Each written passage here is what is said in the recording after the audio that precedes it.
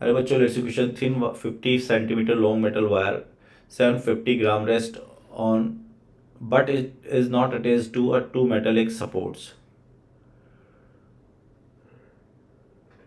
In 0.40 Tesla magnetic field shown there. A battery of resistance 25.0 in series connected to supports. What are the largest voltage of battery can have without breaking the circuit at that support?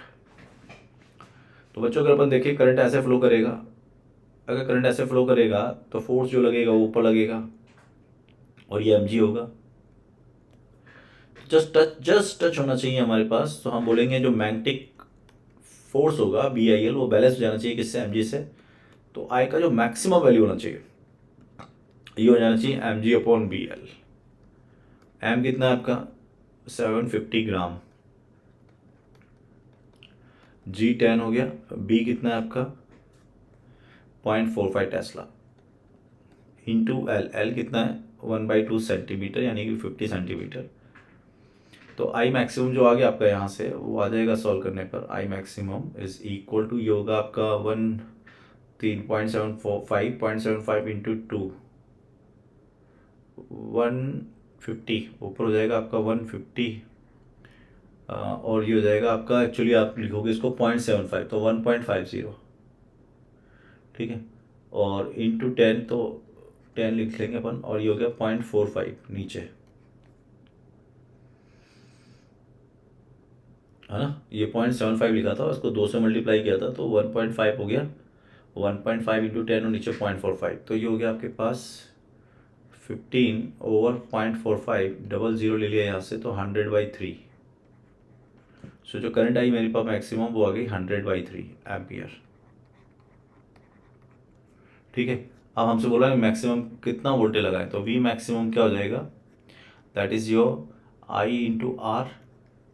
तो I कितना है आपके पास, अच्छा current है ना, ये हमारे पास current है ये, तो we maximum is I maximum into of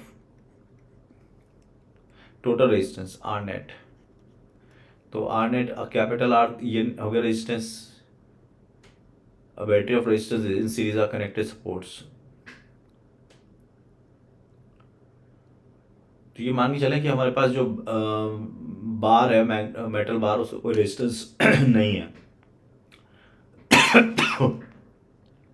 तो 100/3 into 25 ohm, so it is equal to 2500/3 volt. That is your correct answer, we maximum. आगे बोला the batteries voltage has this maximum value calculate decreases to decreasing the resistance to 2 ohm. Find the initial acceleration of the bar. अब अपन ने voltage sorry जो अपना resistance से कम कर दिया, कितना कर दिया 2 ओम कर दिया.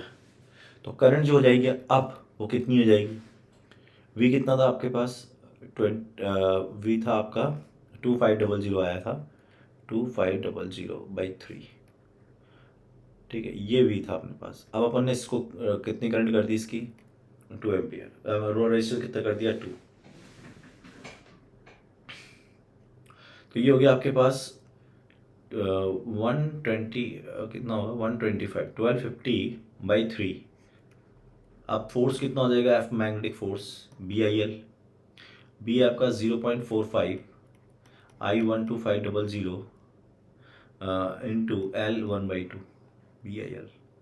तो कितना हो गया ये बाई 3 नीचे भी है, तो ये हो जाएगा आपका 1.5 इंटू सो 125 इंटू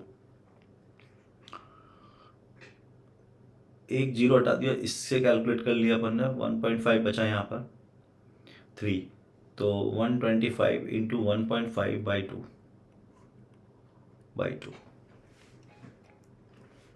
तो ये हो गया आपका एफ एम. तो एक्सेलरेशन कितना हो जाएगा, F M minus M G divide by mass. तो ये हो गया आपका 125 into 1.5/2 minus M G, M कितना है इसका 750 यानी कि 7.5 and divide by of M 7.75. तो इसको सॉल्व कर लेते हैं, ये हो गया 15.